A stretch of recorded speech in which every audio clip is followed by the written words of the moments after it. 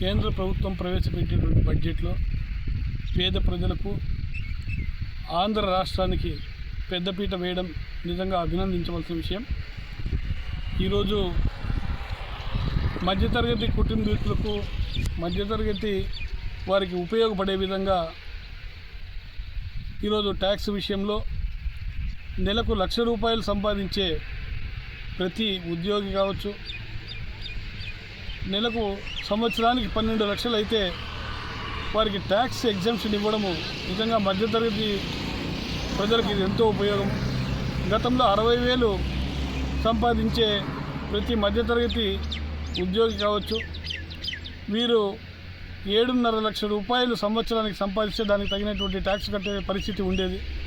ఈరోజు ఈ విషయంలో కేంద్ర ప్రభుత్వం ఇచ్చినటువంటి ఈ ఏదైతే ట్యాక్స్ ఎగ్జంప్షన్ ఉందో దానికి నిజంగా భారతీయ జనతా పార్టీ తరఫున హృదయపూర్వక కృతజ్ఞతలు తెలియజేస్తున్నాం.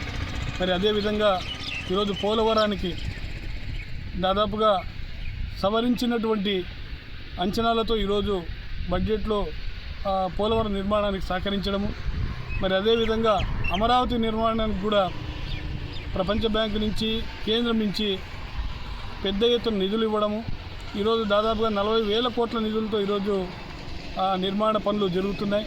మరి అదేవిధంగా ప్రాణాంతక వ్యాధులకు కావచ్చు, ఈ మందులకు సంబంధించి ఈరోజు కేంద్ర ప్రభుత్వం వాటికి తక్కువ ధరకే ఈరోజు దేశవ్యాప్తంగా వాటిని విక్రయించే విధంగా చర్యలు తీసుకోవడం, ఇలా చాలా వరకు ఈరోజు మన రాష్ట్రానికి దేశ ప్రజలకు ఉపయోగపడేటువంటి అత్యద్భుతమైన బడ్జెట్ని ఈరోజు నిర్మలా సీతారామన్ గారు ప్రవేశపెట్టడం, ఇటువంటి బడ్జెట్కు భారతీయ జనతా పార్టీ తరఫున